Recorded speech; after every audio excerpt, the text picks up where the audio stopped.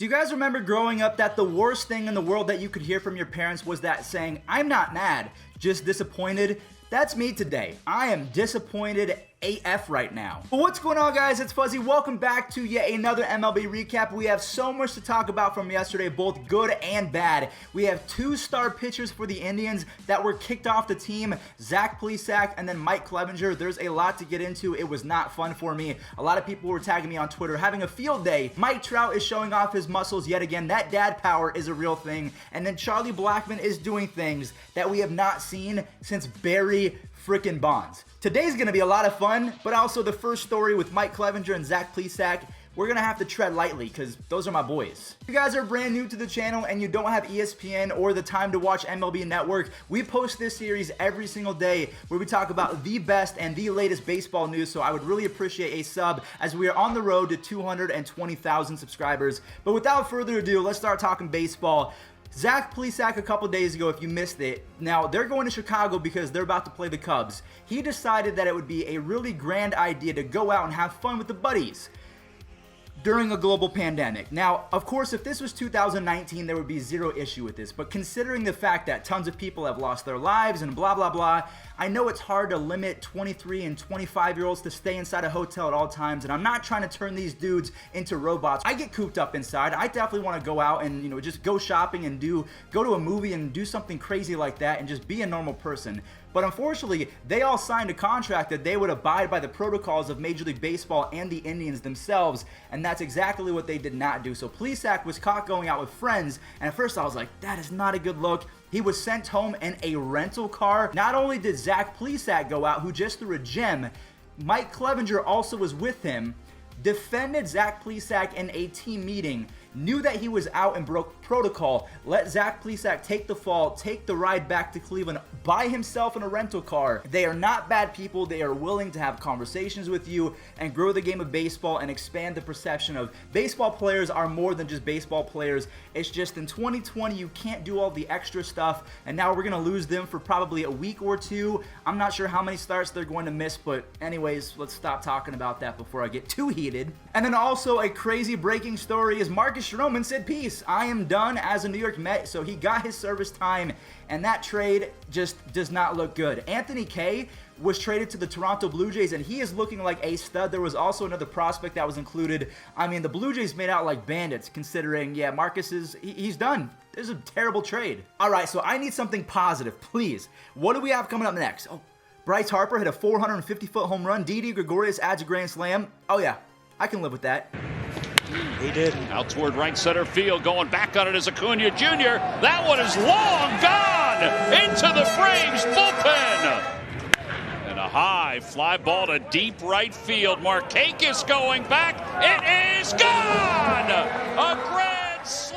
The Phillies offense is so good and bad all at the same time. I mean, Rhys Hoskins hasn't been good since the first half of 2019. McCutchen is struggling. Phil Gosselin has one good game and then two bad games. You have Didi doing his thing, Harper doing his thing. On top of that, the Phillies bullpen might be the worst that I've ever seen in my entire life. Aaron Nola, he throws 8 innings and strikes out 10 Braves. When that happens, you're pretty much going to win. But the Braves score 7 off the Phillies bullpen in the 9th inning. So luckily they scored a ton of runs because this was almost a scary outcome. Astros offense took advantage of a pretty weak Giants pitching staff. If you're a Giants fan, how do you watch this team day in and day out? Because their rotation is so, it's like the Red Sox. You just don't know who's going to be throwing out there every single day. Lance McCullers takes a no-no into the 7th, and a crazy stat that I found is the fact that the Astros are still top 10 in runs scored, even though Springer, Altuve, and Bregman are all slumping. Now, of course, because they played the Giants, we're going to go ahead and talk about our boy Donovan Solano,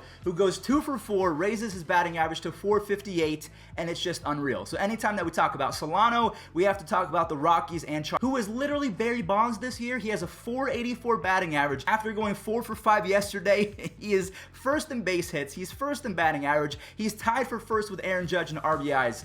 But John Gray, the starting pitcher for the Rockies, he said, I'm not going to do it today. And the Diamondbacks, they win easy. Nick swings and a ball by Story. Shallow center field. Escobar turns third. He'll come in to score. Top of the order. It's this one out deep left field. Hampson backing up, and he won't get it. It's off the wall. This will score 2. Did he go? Yes, he did.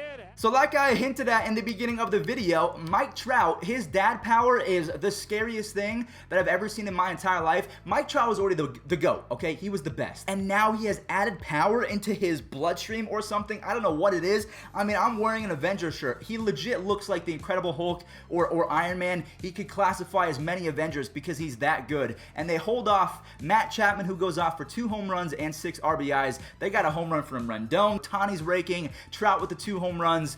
I mean, yes, Aaron Judge is very good, but if you say that he's better than Mike Trout, unfortunately, you're going to have to hand over your baseball card because you just can't say that. It's not right. It's objectively wrong. So if you like pitching, these next couple recaps are not going to be for you. So the Rays versus the Red Sox, they went back and forth until the 7th inning as Kevin Kiermaier is the hero in this game. And also Manuel Margot, he was pretty solid. I will give him that. The Rays, that was their first road win in 6 tries, so you're going to really need that if you're going to perform well in the playoffs. And then after that, may I interest you guys in 16 runs as Drupal Cabrera hits a couple bombs. Juan Soto is doing his thing. I'm not sure what Steven Matz was doing out there. I think he got the wrong memo. Like, this was an actual game, and I'm thinking he got the memo that, hey man, this is just spring training. This is BP. Just go out and just groove fastballs and sliders down the middle.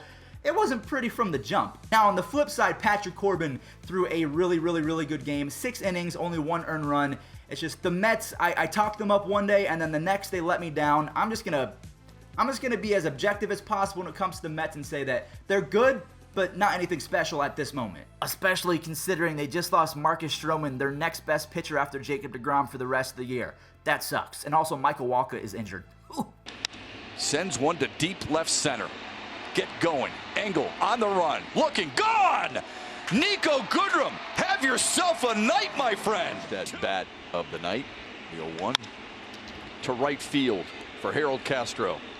4 straight for the Tigers. They win this one. So we saw the Angels snap the winning streak of the Oakland A's. Now next up, the next best winningest team right now in terms of consecutive games is the Detroit Tigers. They win their 4th game in a row and are 9-5 on the season. They beat the White Sox, who are good. Again, just like there's a lot of teams in baseball right now that are really good, and then they just stink it up for a couple games. The Twins, the White Sox, I don't know what to make of the White Sox. You guys might have to let me know in the comment section down below if you are a fan of that team. But the Tigers, they throw 6 bullpen guys out there. Nico Goodrum goes 4 for 4 and is looking like a mini Charlie Blackmon the last couple days. And also Jacoby Jones, he's having a good season. If you take a look at this chart, he's almost Mike Trout. Now, of course, that's hyperbole, but I wanted to tip my cap because Jacoby's been nutty this year. Light hitting and the Dodgers usually don't go hand in hand, but I guess the Padres found a little magic trick by starting a couple different bullpen guys. 9 innings, only 4 hits, and 1 earned run. Now, this could potentially be a NLDS or NLCS matchup in the making.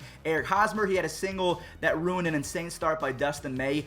I mean, if you have not seen Dustin May pitch live, I would recommend clearing the schedule because he is box office. His movement on his fastball and his slider, yeah, that's why I'm glad I quit in high school, because I couldn't touch this kid. And then the final 2 games from yesterday, we have Justin Dunn of the Mariners coming in huge. I think that him and Justice Sheffield are going to be pretty good going forward as starters. He throws 6 innings, only gives up 2, but the offense, that's the story from yesterday. They put up 10 runs as Dylan Moore, Kyle Lewis, and Kyle Seager all go off. They combine for 10 RBIs, 3 swings, 10 RBIs, you just love to see. And then also another grand slam. We saw one off the bat of Kyle Seager. Randy Dobnak threw a gem, and then Eddie Rosario tacked on that slam as they beat the Royals, and the Twins finally get a W after losing 4 straight to the Royals.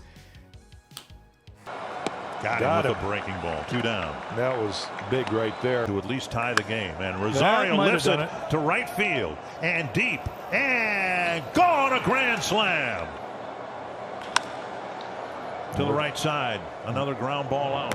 And another really good inning for Randy Dobnak. All right, guys. Well, thank you all so much for watching. I hope that you did enjoy. I know that we kind of went through it a little bit quick, but just there was, not many games yesterday. There was still a lot to talk about, but the games wasn't stacked as all the previous recaps. But thank you again for watching. And without further ado, let's go ahead and roll this day in MLB history. Stay safe out there, guys. Don't do it Mike Clevinger or Zach Plesac did. Please don't do that. Yes!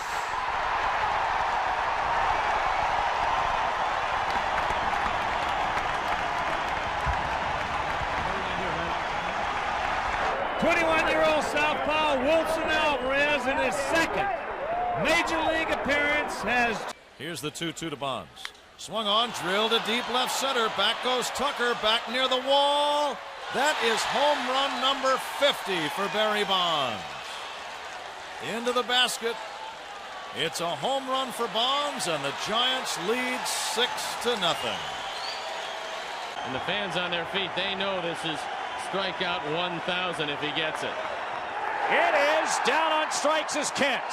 1,000 for Kerry Wood.